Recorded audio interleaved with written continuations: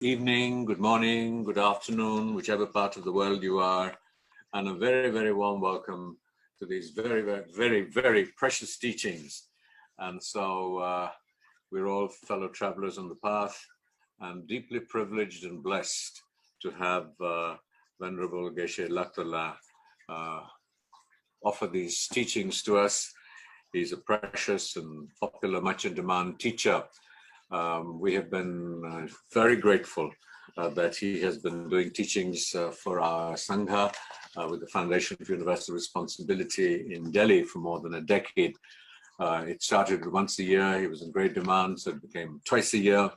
And we were never able to find a space large enough to accommodate all the people who wanted to participate because of his incredible ability to make accessible the most complex Buddhist ideas in simple terms that Buddhists and non-Buddhists alike could relate to. We are disappointed that we can only accommodate about 100 people into this room to engage directly with Geshe La, and we have about twice that number following us on Facebook on the live feed. And but we hope that we will be able to sort this out by next week and to expand the number of people who can join us. This really is our first major event using the Zoom format, so please forgive us should there be sort of more than a fair share of hiccups as these teachings unfold. But before I go on to introduce Geshe La, a few sort of housekeeping issues. I'm not very savvy with Zoom, so my team has given me these instructions, and they will sound very basic to those of you who are regular Zoom users, and everybody these days seems to be one. But we recommend that you keep the cursor within the frame of the Zoom screen so that you can see the control panel at the bottom of the screen to make any changes when you want to ask any questions. And you can consider clicking, there's an open box in the top right-hand corner to exit full screen, because then that gives you access to all the controls and options that may open up, and switch to speaker view so that when Geshe La speaks, you will be able to see him full screen. And interestingly enough, in a quirk that Zoom has by my standard anyway, that when you see gallery view displayed, you are really on speaker view. So you need to toggle till you see gallery view.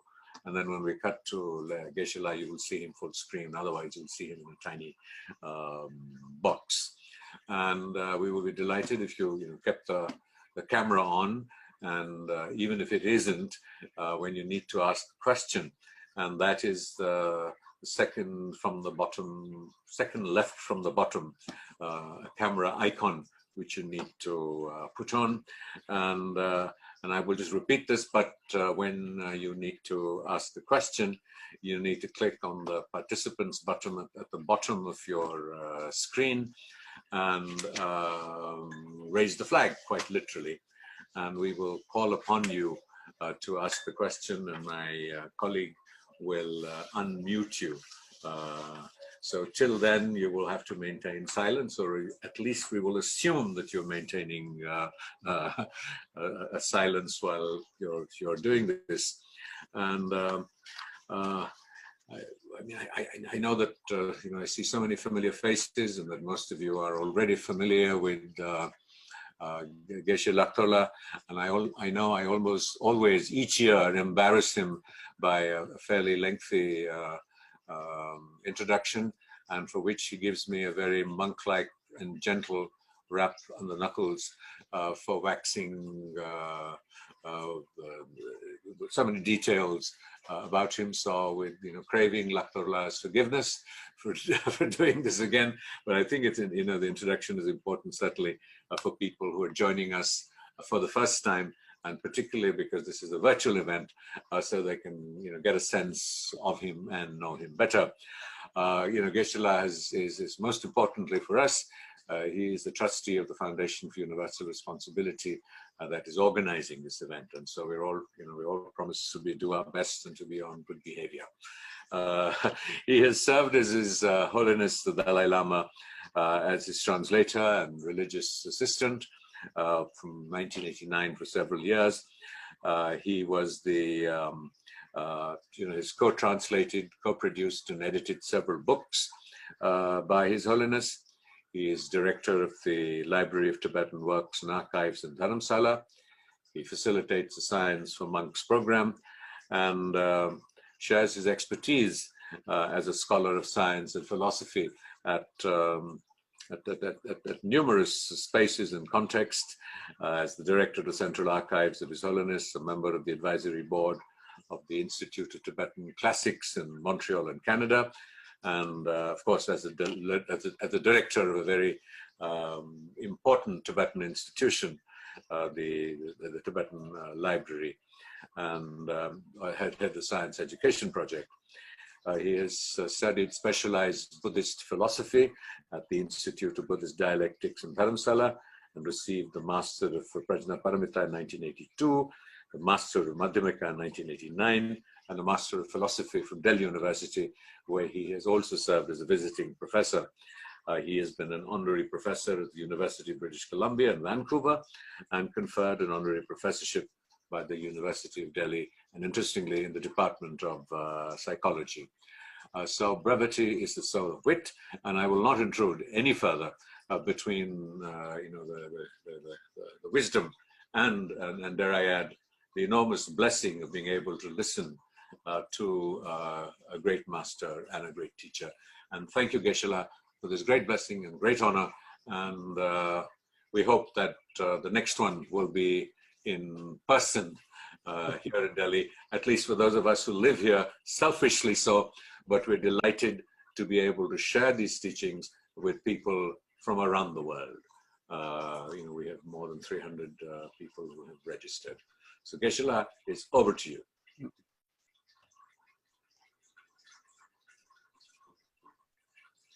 Good morning, evening, afternoon, whatever to everybody.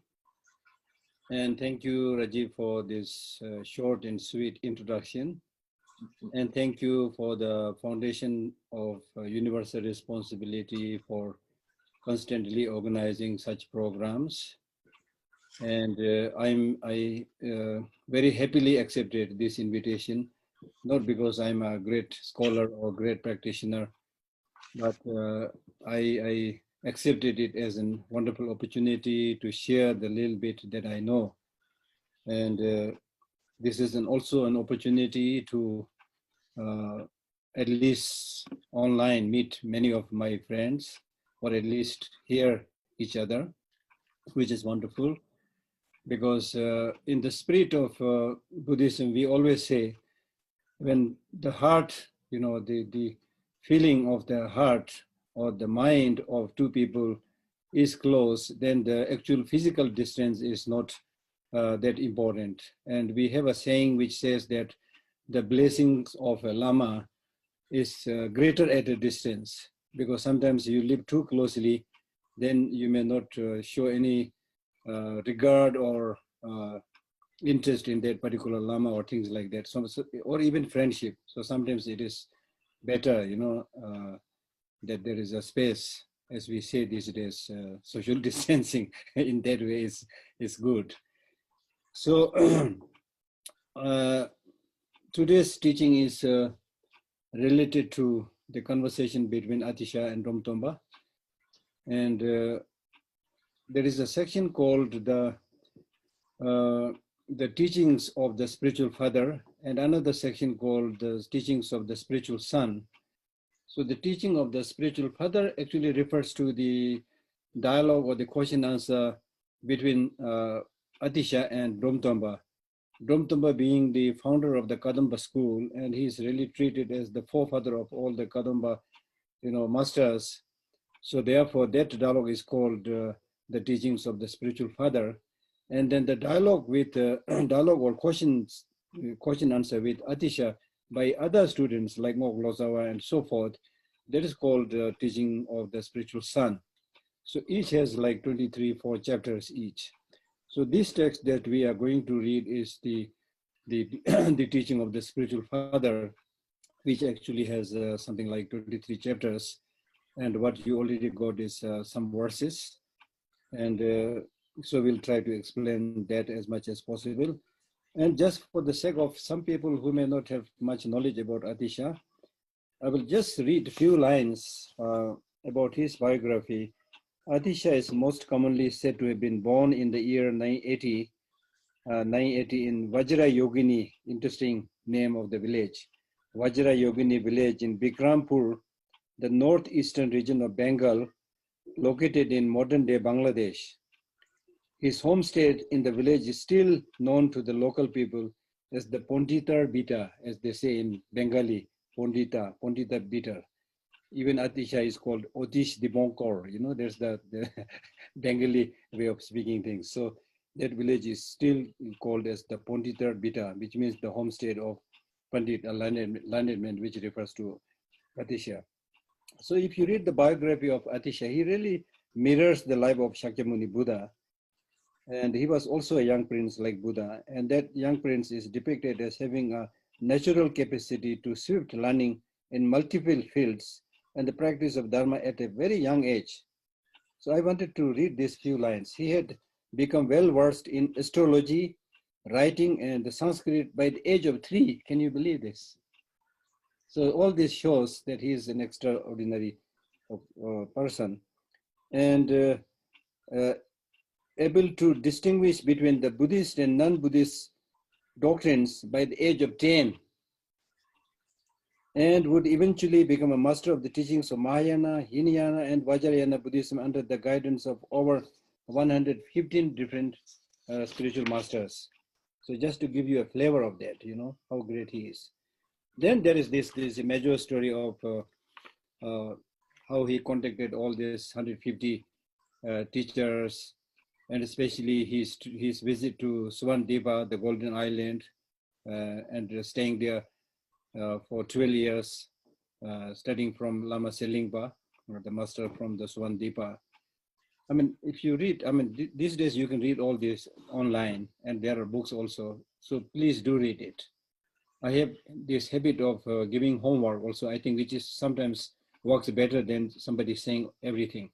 So please do the homework of reading about Atisha. It's excellent, you know, thing that you can read because he's such a special teacher. And in this text that we are going to read, the questioner is the Buddhist master, the Kadamba order founder, Domtamba, born in year 1005, and became a very important Tibetan Buddhist master and founder of the Kadamba order, which, with its emphasis on direct practical application of the Buddha's teachings, has remained an inspiration for all schools of Tibetan Buddhism. Especially the main influence by Atisha and Domtamba is the mind training practice and the Lamrim practice, or cultivation of Bodhisattva practice, is very unique, which really strongly, and then the monasticism, keeping pure morality. These are the important influences that Atisha and Domtamba left in all the Tibetan Buddhist schools of thought. And again, please read, you know, about him. And he is the master who established this famous Buddhist center called Reading, which when His Holiness visited, when he was quite young, His Holiness recounts that just by being there, it was so powerful that he could not, you know, stop virtually crying for a long time. Such is the influence. And of course, we accept His Holiness as the reincarnation of or manifestation of Avalokiteshvara, and Domtamba also Avalokiteshvara. Definitely that shows the connection. So there are beautiful stories about that.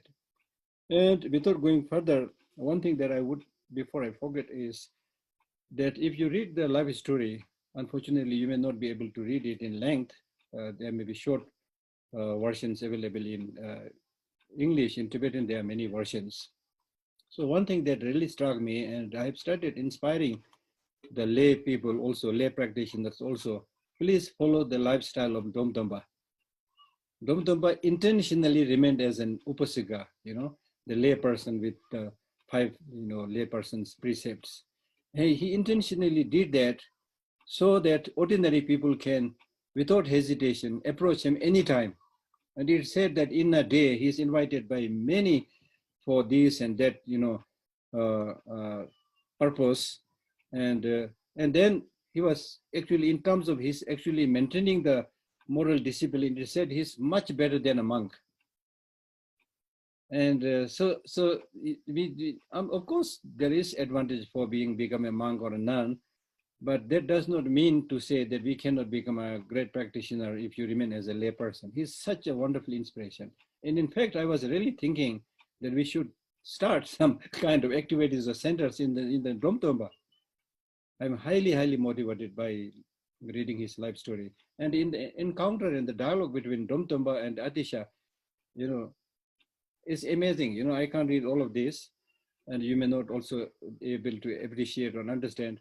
But actually, during this dialogue, the dialogue happens not from an ordinary parlance, but almost on a different plane, And occasionally they do all this, miraculous performances, the miraculous performances done by Atisha, done by Dromtomba, and then appreciating each other's qualities, and also asking very profound questions to each other. Is such a lengthy kind of discourse and beautiful discourse, which we may not be able to share everything, but you will get a feel of that. So I wanted to do that. And during those dialogues, all the great teachers, including Buddha and lineage masters, all the tantric deities, and they are there. Most of the time they are there witnessing all those dialogues. And at certain particular occasion, even Atisha says, Avalokiteshvara, he calls Dromtomba as Avalokiteshvara. He doesn't call by his name, he calls him Avalokiteshvara, the deity of compassion. And he says, if I had known that you are here in Tibet, I should not have come to Tibet. You are such an highly educated, enlightened person, you see, and in the form of a lay person. And they were able to recognize each other's karmic connection. And it was primarily Dromtomba who, at the later part of the visit of Atisha, convinced Atisha to continue to stay in Tibet. So Atisha came to Tibet at a late age, but he stayed in Tibet for 17 years and he passed away in Tibet. So, and then while actually he had a very great difficulty leaving his monastery because he already had a lot of responsibilities in the monastery. And then because he has clearly seen the devotion of the Tibetan people and the Tibetan translators who were studying there in India, who many a times tried to invite him, and then told the story of that Tibetan king who passed away for the sake of inviting Atisha. So there are many, many moving stories. So because of that, Atisha actually, and then also there is a prophecy made by Tara to go to Tibet. So because of this, Atisha had mentally decided to go to Tibet, but his teachers, they were not allowing him to go because they were saying that if you take Atisha away, then the university will be deprived of one of the most illustrious, scholar. So what they did was Atisha went with the Tibetan translators saying that we are just going for a pilgrimage. So that pilgrimage became bigger and bigger and turned out to reach in Tibet, you see, so that's the story. But the permission actually he got was, I think, 2 or 3 years only. And then it was his time to come back to India, because in those days people really, observe the commitment, promises. And then before going back to India, he already had composed this great text called the Lamb of the Path to Enlightenment, Bodhipat Pardipam. So he sent that text with the letter, and then all the scholars there in the university looked at this and they all said, what a wonderful text, which summarizes both the sutric and tantric teachings. And if Atish had remained in India, he would never have composed such a text. So he's really fulfilling many great purposes. So let him continue to stay there. So in this way, he continued to stay in Tibet for 17 years and passed away in Tibet. So, but the details you should read. So we should, in the very beginning, in the spirit of Buddhist teaching, we should really consider ourselves being able to have this access to the teaching of Atisha and Domtomba.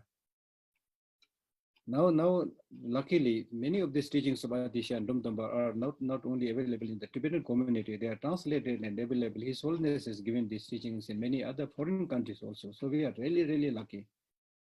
And we'll be able to appreciate the importance of such teaching, especially on such occasions when we are, suffering from this pandemic, you see.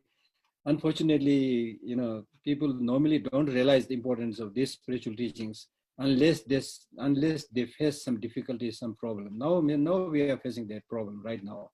So which is actually a good reminder for all of us to go more within oneself and explore the inner resources, inner qualities to really bring about that well-being, happiness, satisfaction, and to get that boldness, get that conviction, capacity to challenge the ups and downs in life, including the pandemic, or whatever. So that's extremely, extremely important. So we should feel ourselves fortunate to be able to listen to this text. Okay, so I'll start. So the name of the text is Bodhisattva, Garland of Gem. And in the Indian language, Bodhisattva Mani Avali, in the Tibetan language, so one thing that I wanted to mention right in the beginning is all the Tibetan texts that are translated from Indian to the Tibetan language, they start by this first line saying in the Indian language. And then you have the Indian words, Bodhisattva, Mani Avali, or Ashtasasrika, Paranja Paramita, whatever. This is to show the authenticity of the teaching. The Tibetan masters wanted to say that what we have preserved and what we are teaching today is not something that we have fabricated, but these are authentic teachings coming from India, the source of the Buddha Dharma. And the devotion to that original source by the Tibetans so much that many Tibetans, even when they have composed a text in the Tibetan language, still they would, as if it is translated from Sanskrit, they would say in the Indian language. So this is wonderful. The second purpose of saying this is that the second purpose of saying this is to remember the kindness of the great translators. If the Tibetan and Indian translators together had not translated these texts, then at least the Tibetans will have no idea what is there in Sanskrit. So therefore it is important to recall and remember the greatness of these translators also. So therefore we have this lines in the beginning in the Indian language, Bodhisattva Mani Avali. Okay. And then the first line says, homage to great compassion. There are many ways of paying homage. In this text, the main discussion, like many other important texts, is of course cultivation of bodhicitta, mind training, and so forth.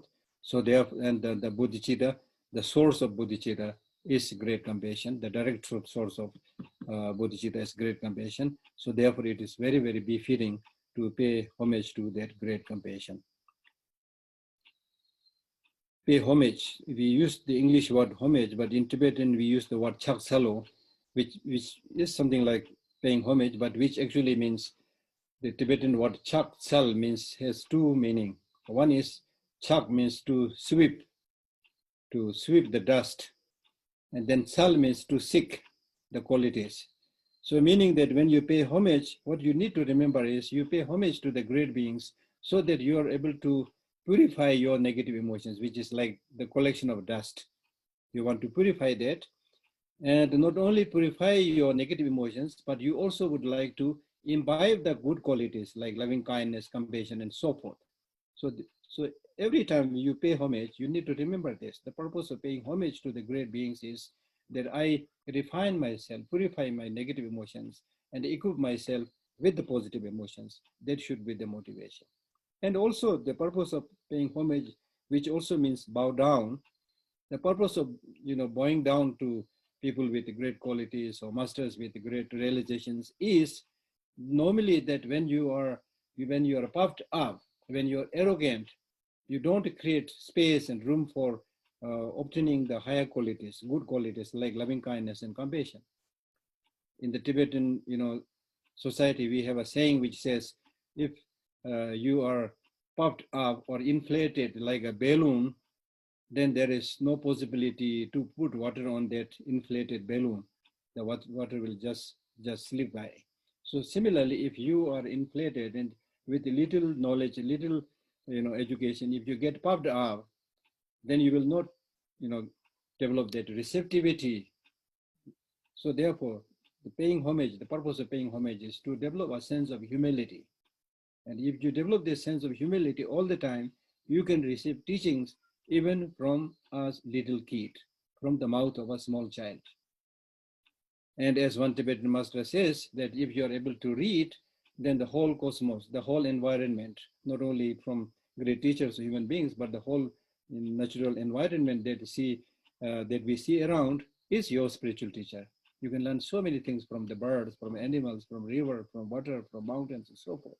So therefore, it is important to observe this humility. So therefore, you pay homage to the great compassion.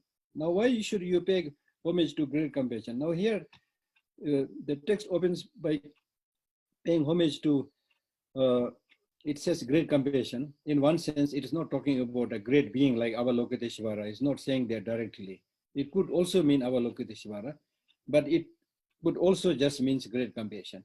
Not talking about the person who had the great compassion, because that person becomes great because of the quality, the compassion that is there with that person.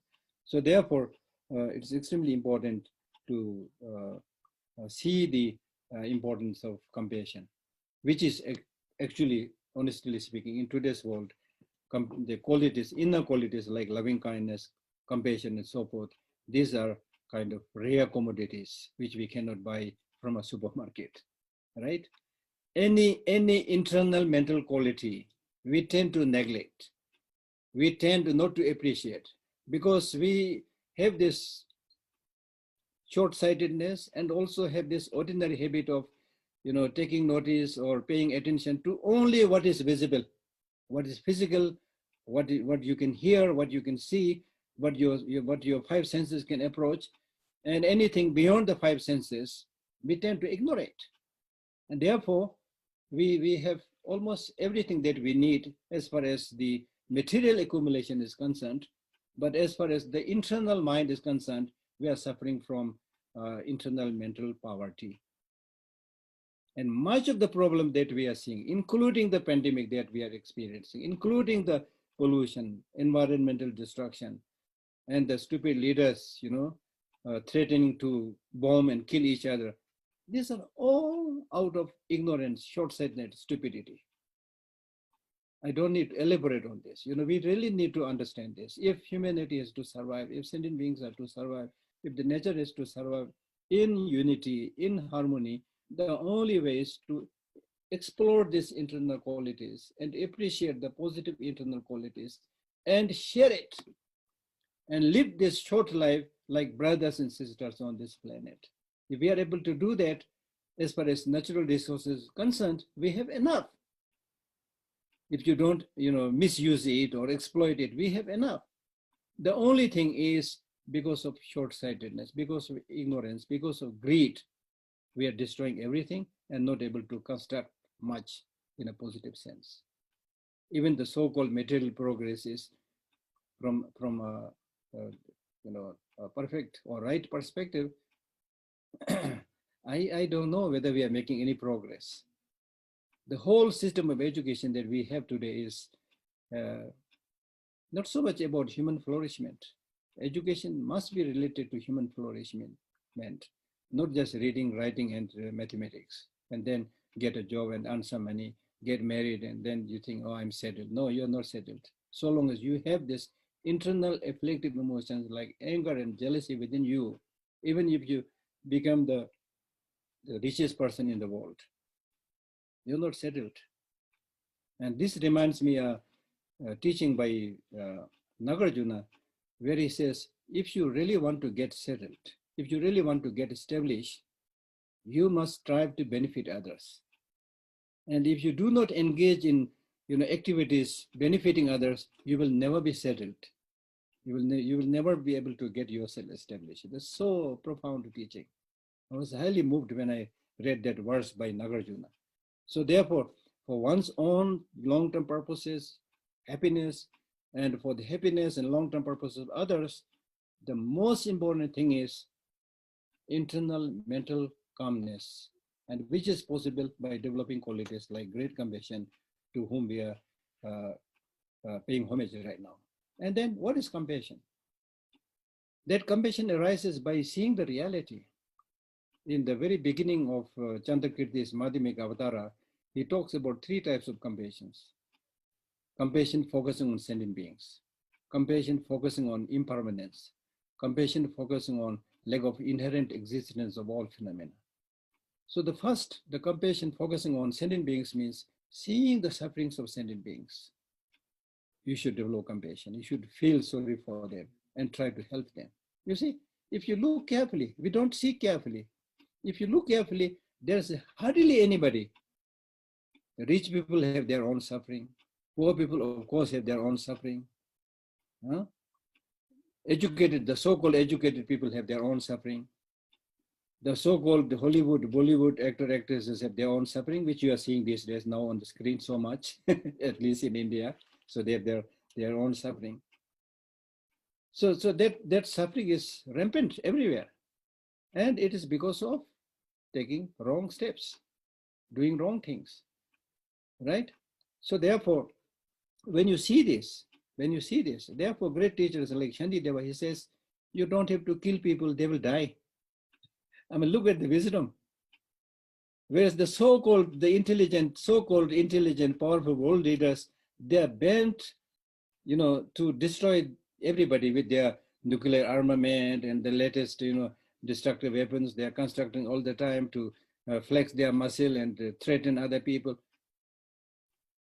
The most ignorant bunch of people, actually, right?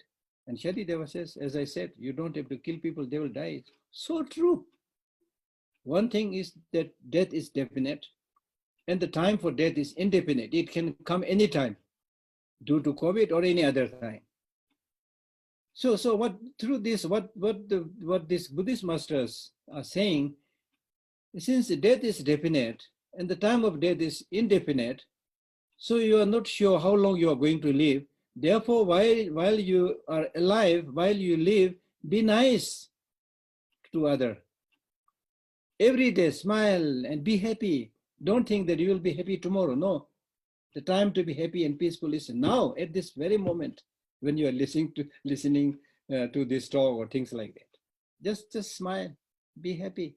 And there are many reasons to be happy. Many reasons to be happy. If you keep on, many of the sufferings that we encounter today are because we have this tendency to focus only on what is missing, what is wrong.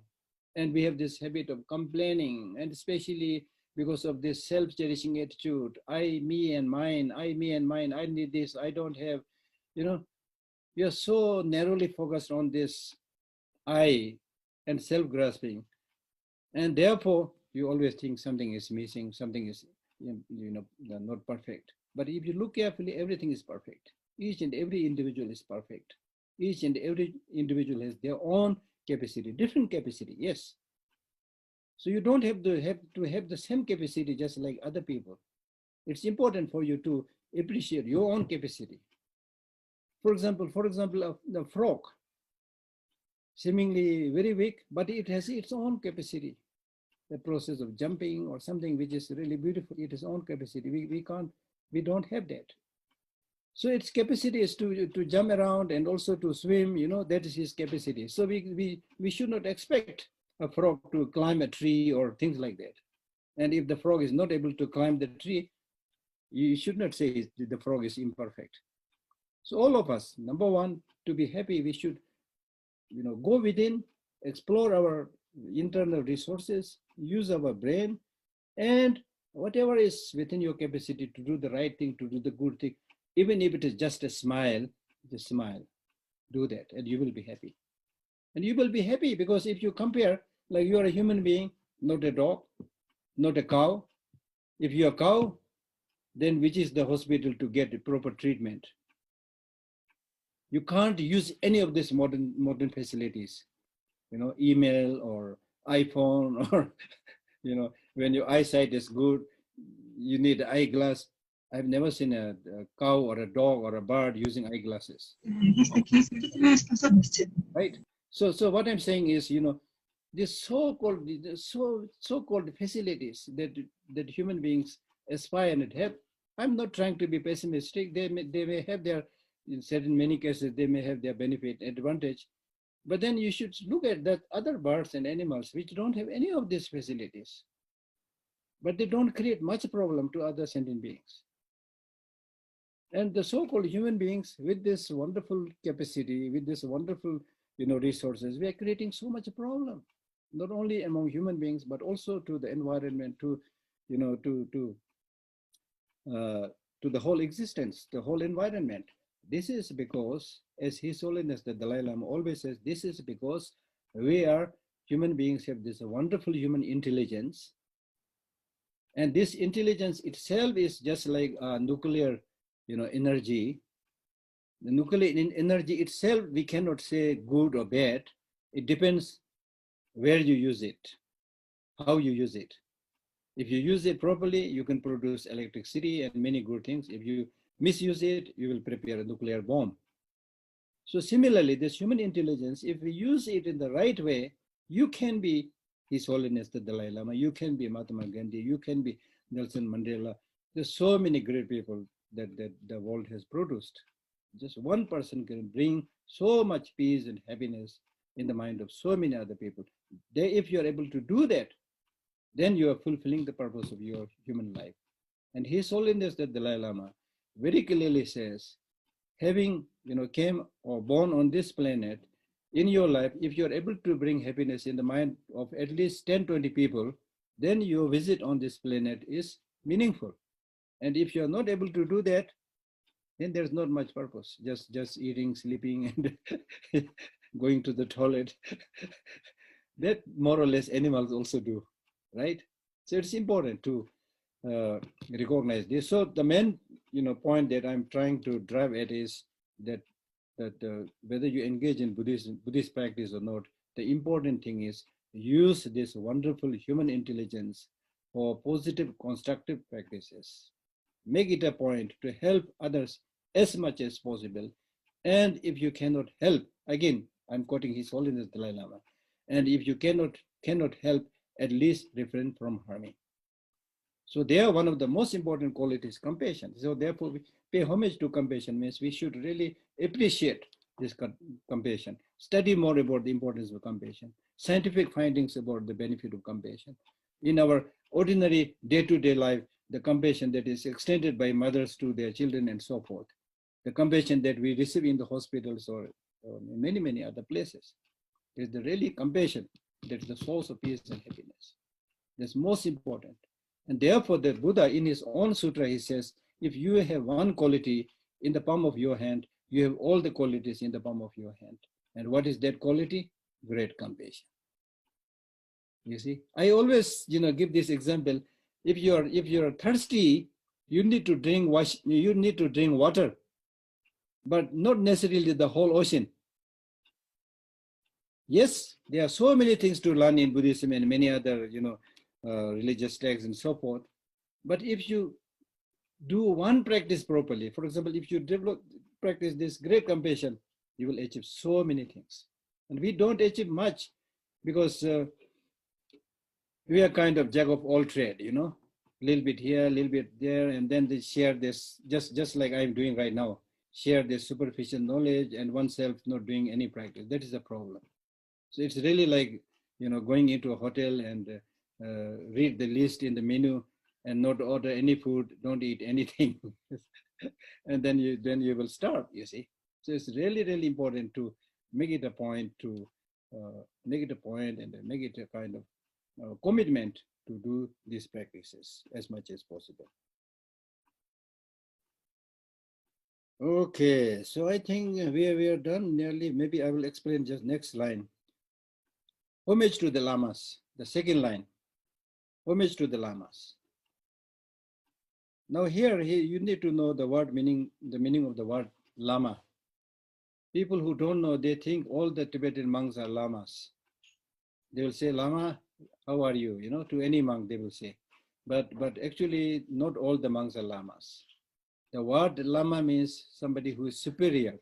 Superior in terms of discipline, superior in terms of recognition, you know, obtained from the public and things like that. So therefore, it is important to understand this. Just like as we say, Anuttara Yoga Tantra. So Lama is like the Anuttara, the highest or superior. And then in the Tibetan society, anybody who is recognized as a reincarnate is also called Lama. But there it is not so sure. It is almost like a status offered by the society. The so-called reincarnate may be genuine one, maybe not genuine one, as it happens in all the societies, you see. But if you are a genuine Lama, then you should really have that high knowledge, great practice, and have that wish to benefit others. And His Holiness very beautifully explains this by saying that a Lama is one who pays more attention to the long-term well-being for many lives than just this life. Lama is one who takes more concern about the well-being of others than oneself. These are qualified Lamas. So if you get such qualified Lamas, then of course finding a Lama is extremely important. You know, in the Tibetan tradition, whether you become a monk and receive the ordination, or whether you receive a tantric teaching and receive an empowerment initiation, in all these cases, Lama is a must. It's extremely important, right? It's good. The disturbing. Okay, so Lama is very important. So therefore, here also it says pay homage to the Lamas. Now here in this case, the dialogue now starts. Here in this case, Dumtamba asks Atisha by saying that right now you, the omniscient one, is here. So during this, period of your presence, we should clear all our doubts, what to do, what not to do. And because of situation, because of disciples, if you, the great teacher, passes away into other realm, and then it's very difficult to ask these questions and clarify the doubts. And especially today we are living in the time of degeneration, and sentient beings are very unruly. And even if somebody gives a very profound instruction, nobody practices it. And they would run more after so-called spiritual teachers who may be actually practicing negative ways of life. So when people follow such, hypocrite, wrong teachers, then it will be very difficult to preserve the Dharma, the authenticity of the Dharma. So therefore, Atisha's, intention was to request Atisha a teaching which you can wholeheartedly follow and trust. So that was his idea. And then, so now in this case, to receive such a qualified, authentic, profound teaching, as I said already, Lama is the must. Qualified Lama is the must. Or qualified teacher is must. So therefore, I want to mention here, so those of us who want to look for a teacher or for a Lama, it is important not to rush. Take time. Lamas are not like superhumans. They are also like ordinary people who may have better qualities and things like that. So don't just jump and call somebody as my Lama, my teacher for a few days, and then later on say all the nasty things against that Lama. Don't do that. Just like I always say, it is really just like marriage. If you hurriedly marry somebody, it may end up in divorce or in between fighting and so many things. So therefore, you can listen to different teachers.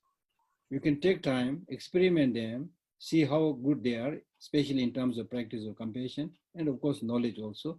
But what is most important is practice of compassion, the wish to benefit others. Then after repeated test and exploration, if you find that person reliable, then you can, through request or even without request, mentally you can accept that person as your teacher. But don't just rush. It's very, very important. Otherwise, we see many people, who are really looking for somebody's guidance, help, and then they land up in the hand of a wrong teacher. Then instead of solving their problem, their problems are multiplied, increased, right? So it's very important. And Satya Pandita says that even when you go to buy a cow, you need to check carefully by looking at the teeth and, so many things. So when you're looking for a spiritual teacher who is not for, starting a business, but for, guiding you to get that happiness, not only for this life, for many lives to come, therefore it is important to find an authentic teacher. For that, you should not rush, take time, experiment. So therefore, I always, I always recommend people to, meanwhile, if you don't have a personal teacher, you can consider His Holiness as your teacher, because he is reliable and qualified, of course. And so many his teachings and books are available now online. So just do that. That's more than enough. Okay, that's one thing I wanted to say. So therefore, in this, line, homage to the Lama, Atisha, then in the long discourse, he talks about this 150 teachers of Sutra, of Tantra, of Bhikshu Vow, and so forth, from whom he received these teachings. And then expresses his appreciation to all these great teachers.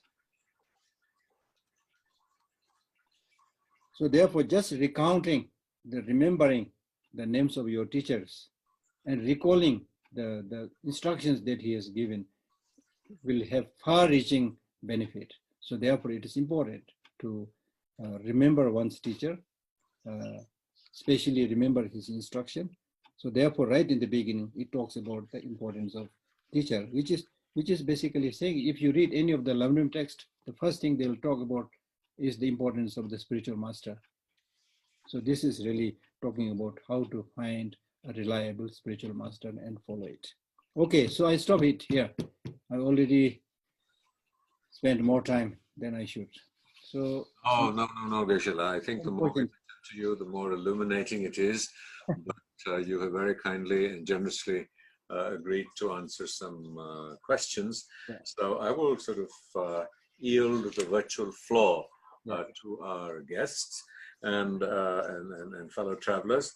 And so if you have a question, please click on the participants button at the bottom of the screen, and in the pop-up window, select raise your hand. And hopefully we will see your raised hand and come upon you, and will request you to make sure that you have activated your camera and started the video. And that is the video icon at the bottom of your screen on the left.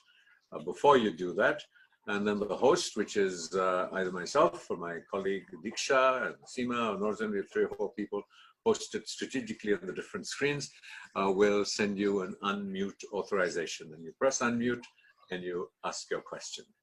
So here we are waiting. So I see the 3 participants that raised their hands. And, I'm not very good at this, so I'm going to request Diksha to spot these 3 raised hands.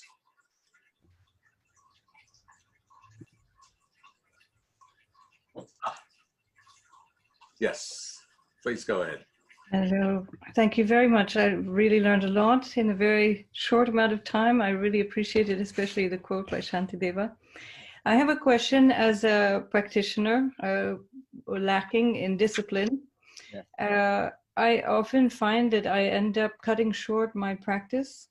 So I do what I can, but then often things come in, like even simple things like having to take my dog out for a walk and then rushing to another appointment. And then I start to rationalize where I think, well, if I'm practicing throughout the day and I'm doing things that are aligned with the teachings, maybe this is enough, but maybe this is also just myself deluding myself. Is this wrong thinking, or from a lay student, is it enough to do a little practice and then throughout the day continue to live according to how we know to teach and to learn through the Dharma? Or do we really have to focus especially on our practice? Very, very important question. It can be answered in many ways, but one thing that I would like to mention here is in the Buddhist practice, we have what we call as meditative session practice and post-meditative session practice. So you should have both for your practice. Now, the meditative session practice is like charging the battery. If you want to use your torch in the night, in the darkness, then if you don't charge it, there will be no light, right? So during the meditative session, it's really like charging the battery. You must read the text, do the meditation, energize yourself. And with that, practice, with that energy, then during the post-meditative session, you are compelled to take your dog out or go for your work or socializing, whatever. Make sure that the power or the influence of that meditative practice that you have done during the meditative session influences during those post-meditative session practices. You should remain alert and judge what you are saying, whether you're hurting others or not, whether you're helping others or not, because none of us can continue to meditate 24 hours. Otherwise, as His Holiness says, otherwise we'll all die of starvation, So we have to do work. But that work also could be a kind of Dharma practice if it is influenced by the wish to benefit others or compassion and so forth, which of course is not easy. There is no push button enlightenment. So that's important. But then in some cases, many of the so-called worldly activities, which we at one point of the time thought it's very important, but if you think carefully, it's not important. So you need to cut down many of the less not so important things. This reminded me Buddhist teaching which says the unfinished work is like the old man's beard. The more you pick, the more it will grow. And there is nobody who has left this world by saying, now I'm dying peacefully because I've finished all my work. There's nobody, never happened. So it is not possible unless you stop. The work finishes, then you stop. If you don't stop, it will never finish. So it's important to see which one is really necessary. And there may be many things which you have been doing when you don't have the Dharma knowledge, but now you realize it's not important, then you stop it. I know one of my friends who is an actress in England. I now forgot her name many years back. So she told me that she spent so much time socializing. And now with the Buddhist practice, she realized how much she is misusing her, wasting her time. And then she stopped many of these socializing practices. And he said she was amazed that there was so much time for her to explore her internal resources or to do the important practices. Yeah. Okay. Thank you, Geshe. The next question, or even if you sort of raised your hand, are we tracking that, Diksha? Can we move on to the second question? Can you send them a message? Go ahead, sir. I have a question to the Venerable Teacher.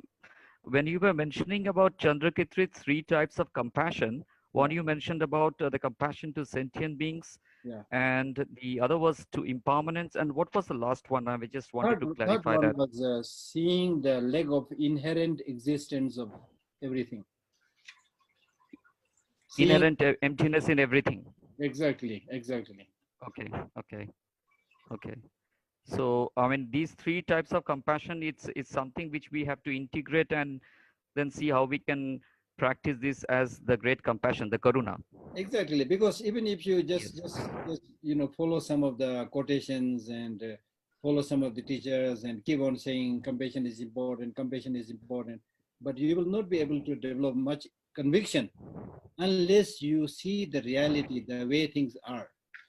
Number one, how much people, sentient beings are suffering. Number two, how fragile, impermanent. The second one, impermanence, means how fragile they are.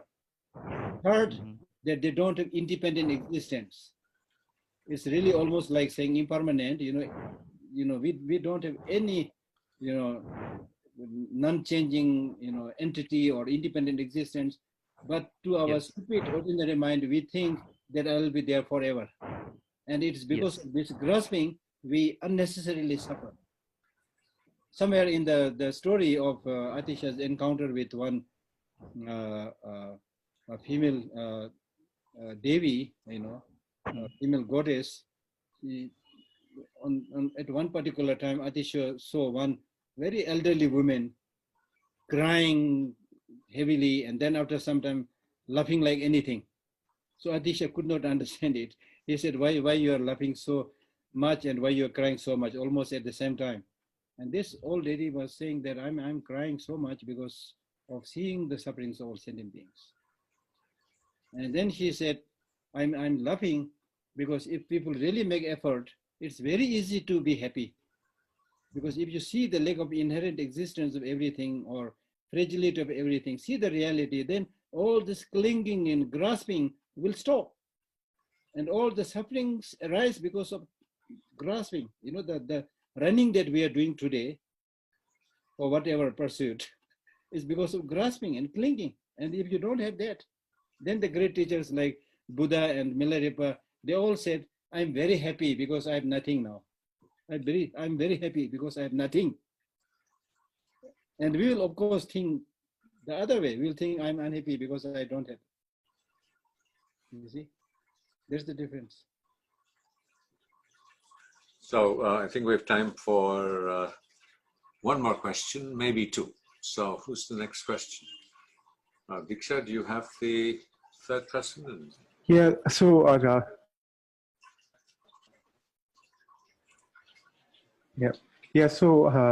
I would actually like to know, how do we develop compassion? And by great compassion, I cannot fully understand what's the meaning of great compassion, mainly because I always make a mess. I think I'm compassionate, but I make a mess out of. No, there's a little bit difference between compassion and great compassion. The definition of compassion is to think, how nice if I'm able to remove the sufferings of other sentient beings. But if you enlarge this thinking by saying that how nice if all sentient beings are without suffering, that is called great compassion, because the extent of the scope of the sentient beings is not just one or two or your friends or your relatives, but all sentient beings. So that compassion is called great compassion. Now that great compassion or compassion can be developed, as I already explained while answering the questionnaire before you, where I said that if you really understand the real nature of other people, real suffering of other people, the fragility of other people, that why people are doing so many stupid things and suffering because of ignorance. It's really like, for example, whether it's you or me or anybody, when we see small kids, we develop more like close feeling and more compassion. Why? Even though they are doing many stupid things, but we are able to see their innocence and also a little bit of ignorance. So that part of innocence and ignorance is excusable. We don't get angry. So similarly, the so-called grown-up people, in a way, also committing the same stupid thing because of ignorance. You see, nobody wants to suffer, but they are suffering because of their own doing, because of their ignorance, just like innocent small kids. So when you see this, then you feel sorry. Okay. Well, thank you, Venerable Geshe Lhakdor, for this very illuminating evening. And we look forward to seeing you next Friday at the same time. We did have a number of other questions, but we will hold them and keep this, as you had suggested, requested, short and sweet, and not get too much wisdom in one go that we're not able to assimilate. Just sort of a reminder to all of us here that your registration is valid, and we will send you a link for next Friday's session early next week.